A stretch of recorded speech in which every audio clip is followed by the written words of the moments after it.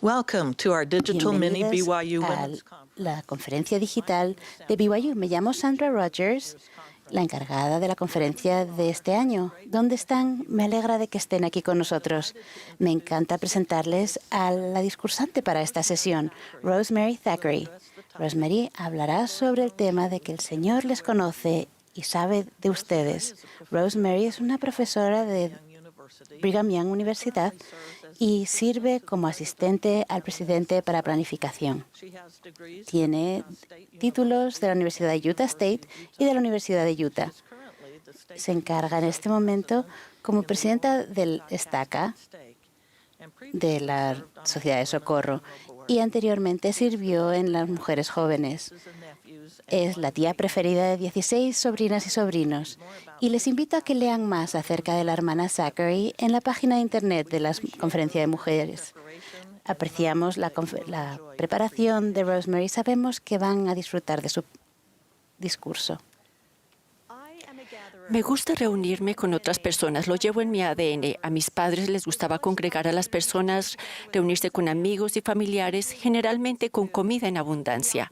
A menudo hacíamos espacio para más personas alrededor de la mesa, entre ellas mi tío, que iba a almorzar cuando los hermanos trabajaban con el ganado, la cena de acción de gracias con pavo y todos los aderezos, incluidos los panecillos calientes y el pastel, se compartía con personas que no tenían familia ni a dónde ir. Por muchos años, todos los domingos por la noche venían amigos a comer helado casero y galletas de chocolate recién horneadas. Me ha encantado organizar cenas los domingos para los primos Thackeray mientras asistían a la Universidad Brigham Young e incluso después de graduarse. Al final de la comida posamos para tomar fotos serias y otras divertidas, como poner las manos a modo de cuernos de venado en la cabeza. Exhibo esas fotos en la pared de mi comedor bajo el rótulo "Los mejores recuerdos se hacen cuando estamos juntos alrededor de la mesa".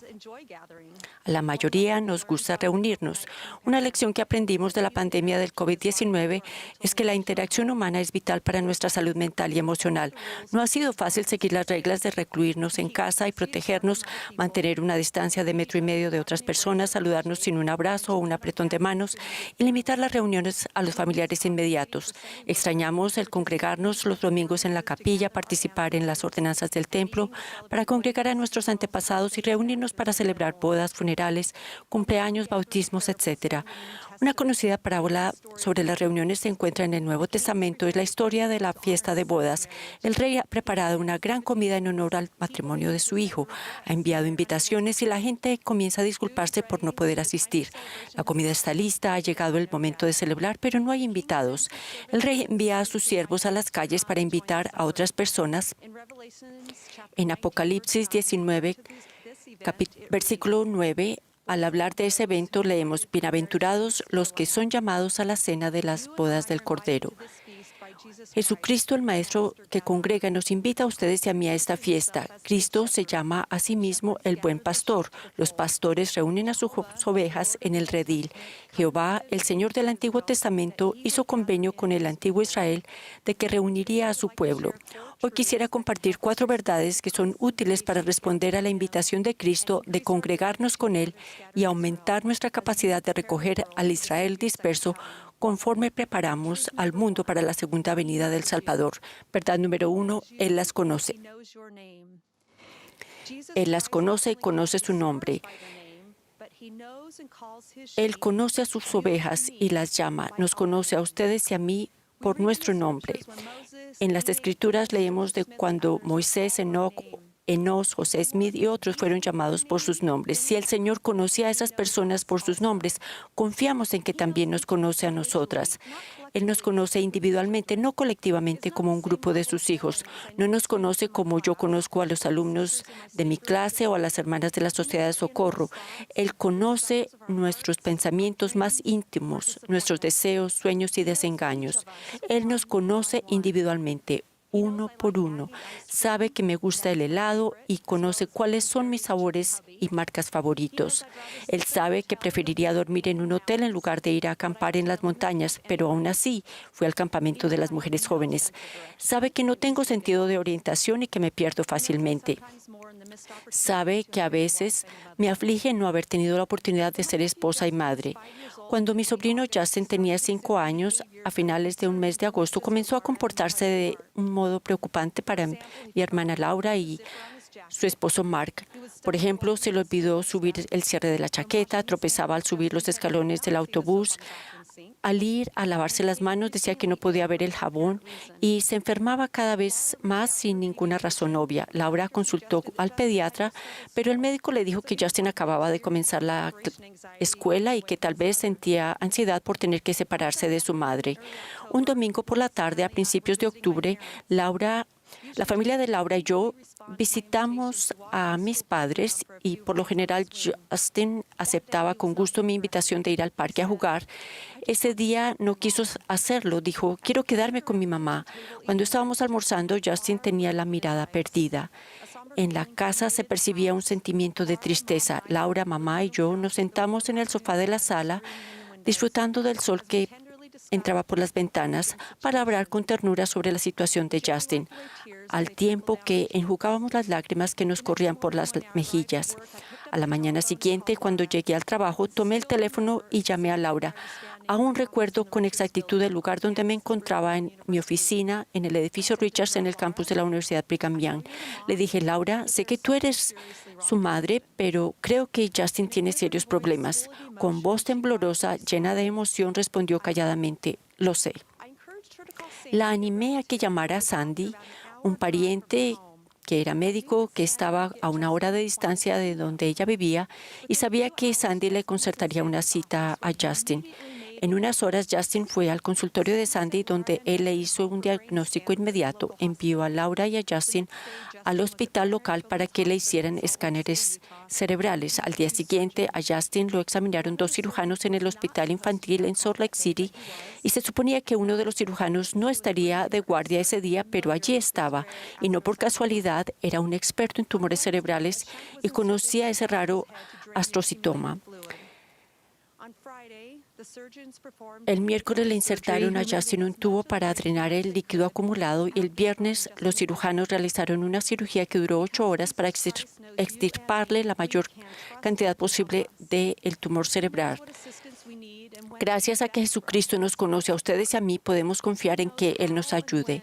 Él sabe la ayuda que necesitamos y cuándo sería el mejor momento de recibirla. Él dijo en Juan 10:14, yo soy el buen pastor y conozco mis ovejas, y las mías me conocen. El Salvador nos conoce. La pregunta que debemos hacernos es, ¿lo conocemos a Él? Sabemos que el Señor requiere que nos reúnan y que al final recibamos la vida eterna. El Salvador agregó, y si me conocen, saldrán y tendrán un lugar a mi diestra eternamente. El Elder Bednar dijo lo siguiente sobre cómo podemos llegar a conocer al Señor. Un propósito importante de la vida mortal no es simplemente saber acerca del unigénito del Padre, sino también procurar conocerlo. 4 pasos esenciales que pueden ayudarnos a llegar a conocer al Señor son ejercer fe en Él, seguirlo, servirle y creerle. Conforme llegamos a conocer al Salvador, aumenta nuestro deseo de ayudar y congregar a los demás en amor, tal como Él lo haría. Invito a todos a considerar lo que podemos hacer para conocer al Salvador mejor de lo que lo conocemos hoy. Verdad número 2, Él las escucha. En el libro de Mormón, el Salvador mandó a los nefitas y nos manda a nosotras hoy día que siempre oremos al Padre en su nombre, es decir, el nombre de Jesucristo. El elder David L. Frischneck compartió lo siguiente sobre el milagro de la oración. Él dijo, si bien debemos orar todos los días constantemente, no hay nada ordinario o automático, ni formulista o común sobre la oración. Cada vez que oramos al Padre con sinceridad en el nombre del Señor, ocurre un milagro sagrado y único. Y el milagro no es solo que encontraron las llaves perdidas del auto o que recordaron la respuesta correcta en el examen o que recibieron la respuesta a una pregunta urgente en su vida, aunque esos milagros serían algo que recordarían. El milagro es que de verdad hablaron con Dios y que Él de hecho les escuchó y les respondió. Seguramente Todas podrían compartir una experiencia en la que oraron y Dios las escuchó y les respondió. Tal vez fue cuando le derramaron su alma en una oración audible, o quizás haya sido una oración en silencio o una oración que tuvieron en el corazón durante años. La hermana Bonnie Parkin, expresidenta de la Sociedad de Socorro, compartió lo siguiente. Ana Matilda Anderson era una joven que vivía en Suecia en la década de 1880. Cuando ella y su familia se unieron a la iglesia, fueron ridiculizados por sus creencias. La madre de Ana decidió que deberían mudarse a Estados Unidos y unirse a los santos en Utah. Ana, de 11 años, y su hermana Aida partieron primero para ganar dinero para traer al resto de la familia. Se embarcaron hacia los Estados Unidos. Después viajaron por tren a Ogden, Utah, desde donde Aida partió en un carromato para trabajar con sus patrocinadores en Idaho. Ana permaneció completamente sola en el tren mientras continuaba hacia Salt Lake City. No hablaba inglés y no conocía a nadie. ¿Pueden imaginarse la soledad y el pánico que habrá sentido durante su viaje? El tren llegó a la oscura estación Río Grande poco antes de la medianoche. El familiar que iba a ir a buscarla no estaba allí y Ana, atemorizada, veía a la gente salir de la estación. Finalmente se quedó sola con una familia alemana que tampoco tenía a nadie que la recibiera. Sintió que le rodeaba una oscuridad densa y amenazante. Más adelante relató: comencé a llorar y pensé en las últimas palabras que mi madre me había dicho. Si te encuentras en un lugar donde no puedas entrar y no puedas entender lo que te digan, no te olvides de orar a tu Padre Celestial, porque Él sí puede entenderte. Ana se arrodilló al lado de su maleta y rogó con todas sus fuerzas por ayuda celestial. ¿No hemos orado nosotros de esa manera alguna vez? Los integrantes de la familia alemana le hicieron señas a Ana para que los siguiera y, sin tener otra alternativa, ella lo hizo. Cuando llegaron a la manzana del templo, escucharon los pasos de alguien que caminaba con rapidez. Una mujer se dirigía con prisa hacia ellos mientras observaba con atención a cada persona que pasaba. Cuando vio a la familia alemana, se apresuró. Ana captó la mirada minuciosa de la mujer que estaba allí. Había reconocido a la jovencita y con gran asombro Ana reconoció a la mujer. Era su maestra de la escuela dominical que había partido años atrás. La mujer dijo: me desperté una y otra vez. Las imágenes de los inmigrantes que llegaban se desplegaban en mi mente y no pude dormir más. Sentí que tenía que venir al templo a ver si había alguien que yo conocía. Pueden creerlo, una maestra de la escuela dominical enviada en aquella noche como ángel de luz. Ana expresó: mi Padre Celestial hizo mucho más que responder a mis oraciones. Ahora vuelvo a la historia de Justin. Al volver de casa de mis padres esa noche de octubre, reflexionando en la situación de Justin, tuve una clara impresión. La impresión fue esta: o creía que cuando oré Dios escuchó y contestó mis oraciones, o que no lo hizo. El tiempo para desarrollar la fe ya había pasado. Durante los siguientes días, oramos fielmente por la salud y la recuperación de Justin.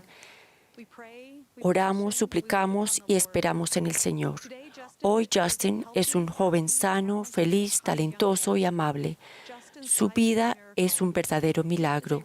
Él nos recuerda que el Padre Celestial y Jesucristo se ocupan de los detalles de nuestra vida. Ellos estaban y están al tanto de Justin y su situación. Sabían por lo que estaba pasando y la asistencia médica que necesitaba en el momento preciso y quién podría proporcionar dicha ayuda. Dios nos escucha cuando oramos. La pregunta que nos hacemos es: ¿escuchamos y conocemos la voz del buen pastor? La capacidad de escuchar la voz del Señor nos indica que somos sus discípulas. Después de que el pueblo del rey Benjamín hizo el convenio de tomar sobre sí el nombre de Cristo y obedecer sus mandamientos, el rey Benjamín los exhortó a conocer y a escuchar la voz por la cual fueron llamados. Conforme aumentemos nuestra capacidad de escuchar la voz de Jesucristo, recibiremos impresiones sobre la mejor forma de servir a los demás. Un día en la capilla, mi amiga Catherine recibió la impresión de llevar una comida a una hermana que estaba sentada unas filas más adelante. Catherine se acercó a la mujer y le ofreció los servicios. La mujer indicó que esa semana se iban a mudar y le agradecerían mucho la comida. Durante la conversación, Catherine preguntó si la madre de la mujer les iba a ayudar con el trasteo, pero la mujer le dijo que hacía poco su madre había fallecido. Entonces Catherine recibió una impresión del Espíritu. La madre de esa mujer era la que pedía que por favor alguien ayudara a su hija. Catherine respondió a una sutil impresión y ayudó a una hermana a sentir el amor de Cristo. Tiempo después, Catherine oró una mañana para sentir la presencia de su madre ya fallecida y reconocer su influencia. Ese día una vecina llegó a la puerta con un recipiente de panecillos dulces, tal como los que hacía su madre. Escuchar la voz del buen pastor le permite a Cristo recogernos y que nosotras congreguemos a los demás a salvo en Él. El presidente Nelson dijo lo siguiente: en este año debemos unirnos más y escuchar la voz del Señor. Verdad número 3, Él las ve. Quizás ha habido momentos en que se sintieron insignificantes. El profeta José Smith dijo: «Oh Dios, ¿en dónde estás? ¿Y dónde está el pabellón que cubre tu morada oculta?». La verdad es que Él nos ve aunque no podamos verlo. En Doctrina y Convenios 38:7 dice: «Pero he aquí, de cierto os digo que mis ojos están sobre vosotros, estoy en medio de vosotros y no me podéis ver». Mi amiga Liz compartió la siguiente experiencia sobre cómo sabía que Dios la conocía a ella e incluso las decisiones que estaba tomando. Hace algún tiempo pasé de un barrio de jóvenes adultos solteros a un barrio de familia convencional. Me preguntaba si estaba renunciando a mi oportunidad de casarme, ya que elegí no asistir al barrio de solteros mayores. Mientras oraba y preguntaba si esta decisión me privaría de la oportunidad de casarme, sentí una impresión del Espíritu: «Sé dónde estás». El Padre Celestial estaba al tanto de las decisiones que había tomado y sabía exactamente dónde estaba y qué estaba haciendo. Él sabe dónde encontrarme cuando me necesite. Parecería que cuando sentimos que tenemos poco o ningún control de nuestras circunstancias es cuando procuramos una afirmación de que el Señor nos ve y sabe de nuestra situación. Es lo que sentí el verano pasado cuando mis padres padecían problemas de salud. A mi padre le diagnosticaron cáncer y poco después le descubrieron un tumor del tamaño de una pelota de voleibol en el riñón. Mi madre tuvo varios problemas de salud, los cuales se agravaron con una demencia avanzada que parecía progresar exponencialmente con el deterioro de la salud de mi padre. Yo comenzaba un nuevo puesto en el trabajo, mi horario era cada vez más exigente y me preocupaba cómo íbamos a hacer mis 3 hermanos y yo para cuidar a mi mamá cuando falleciera mi padre. Durante ese tiempo, mi amigo Brad compartió conmigo una experiencia que tuvo cuando su madre estaba muriendo de cáncer de pulmón años atrás. Oré para pedirle al Padre Celestial que aliviara la carga de mi madre. Se me ocurrió que ella estaba en sus manos y a su cuidado y que mi responsabilidad era serle fiel a él y a mi madre. Fue una experiencia aleccionadora para mí. Me recordó que el Señor no está en una galaxia distante, lejos de nosotros. Él está cerca y en los detalles de nuestra vida. Él sabe y controla cuándo es hora de que regresemos a Él. Un día fui al templo con el propósito de buscar una guía con relación a mi madre. Mientras esperaba para participar en las ordenanzas, me senté al lado de una hermosa pintura de una joven con cabello largo, rubio, que le caía sobre los hombros. Estaba sentada rodeada de un cielo azul claro y muchas flores. Pensé en mi madre cuando era una niña, tenía el cabello largo, rubio y lo llevaba trenzado. Se deleitaba con las flores y la jardinería. Mientras estaba allí, reflexioné y abrí las Escrituras en Doctrina y Convenios 44:6, donde dice: «He aquí os digo que es preciso que visitéis a los pobres y a los necesitados y les suministréis auxilio para que sean amparados hasta que se hagan todas las cosas conforme a mi ley que habéis recibido». Mi respuesta fue que debía seguir visitando a mi madre para aliviar su sufrimiento. Como Brad dijo, el Señor estaba al tanto de nosotros y de nuestra situación y la situación de mi madre. 5 días después falleció papá. En las primeras horas de la mañana del día del funeral de él, mamá cruzó pacíficamente el velo para reunirse con su amado compañero. Mis oraciones fueron contestadas y se aligeró la carga de ella. El Salvador nos ve. ¿Con cuánta frecuencia vemos a Jesús en nuestra vida? Un día, durante el periodo de cuarentena en el hogar por el COVID-19, una señora de nuestro vecindario sugirió que tuviésemos un día para buscar a Jesús. Nos invitó a poner láminas de Jesús en una ventana del frente de nuestra casa y luego los niños y los adultos podrían caminar por el vecindario buscando imágenes del Salvador. Esto me dio ánimo y me testificó que todos nosotros creemos en Cristo. En las Escrituras, los profetas nos exhortan repetidamente a recordar la bondad de Dios. Del mismo modo, se nos manda agradecer al Señor en todas las cosas. Una clave es que podremos disfrutar de su Espíritu siempre para guiarnos en el trayecto de regreso a Dios. Reconocer y escribir los momentos en que experimentamos la mano de Cristo en nuestra vida no solo es para nuestro beneficio, sino que nos reafirma que podemos confiar en Dios y guardar sus mandamientos. De hecho, dar testimonio del Salvador y de su bondad es esencial para llevar a otras personas a Cristo. En el transcurso del tiempo, las mujeres pueden tener una gran influencia en otras personas y en las comunidades. Piensen en las mujeres que en las primeras horas de la mañana fueron a la tumba del Salvador solo para encontrarla vacía, la mujer samaritana en el pozo, Abish, la mujer lamanita en el libro de Mormón. El presidente Nelson prometió bendiciones si reconocemos la mano del Señor en nuestra vida y escribimos esas experiencias. Verdad número 4. Él las ama. El elder Uchtdorf dijo, nuestro Salvador, el buen pastor, nos conoce y nos ama. Él los conoce y los ama. Él sabe cuándo están perdidos y Él sabe dónde están. Él conoce su dolor, sus súplicas en silencio, sus temores y sus lágrimas. No importa cómo se hayan perdido, ya sea debido a sus propias malas elecciones o debido a circunstancias más allá de su control. Lo que importa es que ustedes son sus hijos y Él los ama.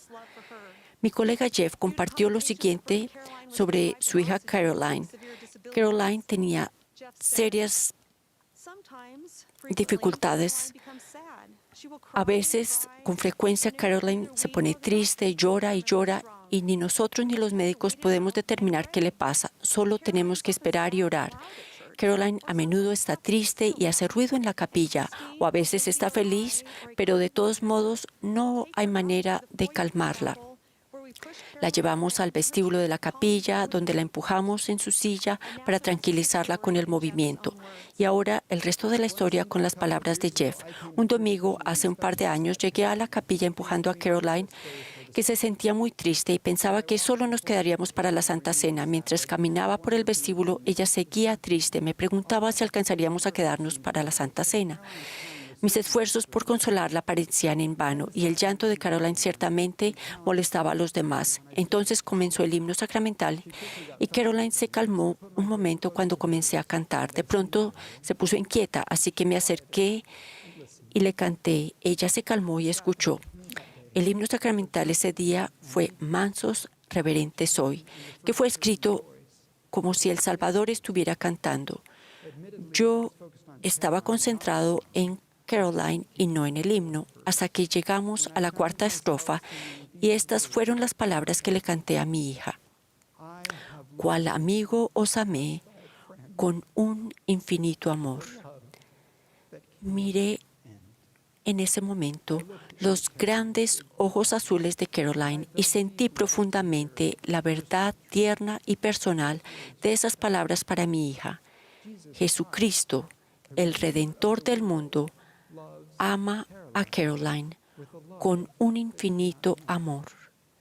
Incluso allí en el vestíbulo, en su estado menos que ideal, Caroline recibe amor. Cuando está triste o dolorida, cuando sus padres no tienen ni idea de qué le pasa y no pueden consolarla, hay alguien que es su amigo eterno, que sabe cómo se siente y cómo ayudarla. El corolario es también cierto. Jesús es amigo mío y Él es su amigo. Él conoce mis debilidades, incluso mis flaquezas de fe, y conoce las de ustedes. Él nos ama no a pesar de esas flaquezas, sino con una comprensión plena y compasiva de ellas. Nos ama en el crisol de nuestro espíritu, porque Él ha sentido lo que sentimos, nuestra duda y desánimo, así como nuestro pecado y tristeza. El Salvador nos ama. ¿Lo amamos a Él? Si amamos a Dios con todo nuestro poder, mente y fuerza, se nos promete que su gracia es suficiente para nosotros. En hebreo, la raíz de la palabra gracia es chanán, que significa inclinarse o postrarse con amabilidad. ¡Qué imagen tan poderosa! Debido a su expiación, Cristo se inclina o se postra en señal de bondad para ayudarnos a superar nuestros desafíos en la vida. Cuando amamos al Salvador, nosotras a su vez extendemos la caridad, el amor puro de Cristo a los demás. Amamos sin juzgar, sin condiciones ni expectativas de amor a cambio. El Elder Holland sugirió que un día daremos un informe individual sobre nuestro amor por Dios. Mis queridos hermanos y hermanas, no sé exactamente cuál será nuestra experiencia el día del juicio, pero me sorprenderá mucho si en algún momento de la conversación Dios no nos pregunta exactamente lo mismo que Cristo le preguntó a Pedro: ¿me amaste? Creo que Él querrá saber si en nuestra comprensión sumamente mortal, muy inadecuada y a veces infantil de las cosas, al menos comprendimos un mandamiento, el primero, el más grande mandamiento de todos: amarás al Señor tu Dios con todo tu corazón, con toda tu alma y con todas tus fuerzas y con toda tu mente. Les invito a todas a hacer un esfuerzo consciente para desarrollar su testimonio de estas simples verdades.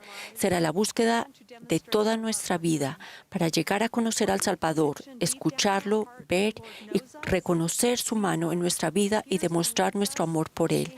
Tener una convicción en lo profundo del corazón de que el Señor nos conoce, nos ve, nos escucha y nos ama, cambiará nuestra vida. No nos dejaremos influenciar por las opiniones y filosofías del mundo. Nuestra obra es responder a la invitación para ayudar a recoger a Israel disperso y prepararnos para la segunda venida del Salvador. El presidente Russell Nelson ha indicado: ese recogimiento es el desafío más grande, la causa más sublime, la obra más grandiosa de la tierra hoy en día. Necesitamos de ustedes, necesitamos de su fortaleza, su conversión, su convicción, su capacidad para dirigir, su sabiduría y sus voces. Cuando estas verdades se escriban en las tablas de carne del corazón, nos preocupará menos lo que la gente piensa de nosotras, y el amor del Señor será más profundo y duradero que cualquier elogio y adoración fugaz que el mundo pueda ofrecer. Cuando nuestro fundamento es el Señor Jesucristo, el diablo podrá lanzar sus vientos y sus dardos en el torbellino, pero no tendrán el poder para arrastrarnos al abismo de miseria y angustia sin fin. Hace varios años buscaba sinceramente la respuesta a una pregunta. Un domingo acudí al Señor en oración y ayuno y decidí terminar mi ayuno después de reunirme con la presidencia de Estaca para ser apartada para un llamamiento. La bendición que recibí en ese momento fue hermosa, pero mi pregunta quedó sin respuesta. Al concluir la reunión, el presidente me pidió que me quedara por un momento. Luego me dijo que mi bendición tenía más, pero sintió que era demasiado personal para que las otras personas la escucharan.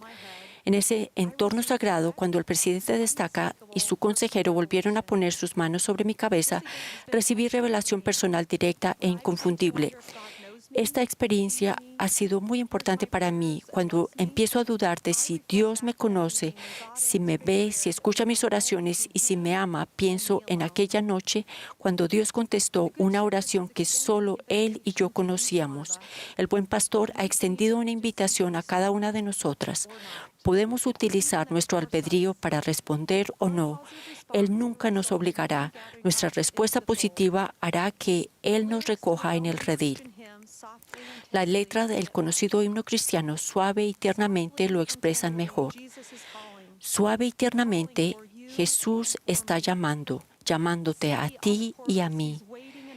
A las puertas Él aguarda y observa, esperándote a ti y a mí. Ven a casa, ven a casa. Tú que estás fatigado, ven a casa. Sincera y tiernamente Jesús te llama. Ven a casa, ven a casa. Con gozo testifico de estas verdades. Sé que el Padre Celestial y Jesucristo viven. Se preocupan por ustedes y por mí. Ellos están en los detalles de nuestra vida. En el nombre de Jesucristo. Amén.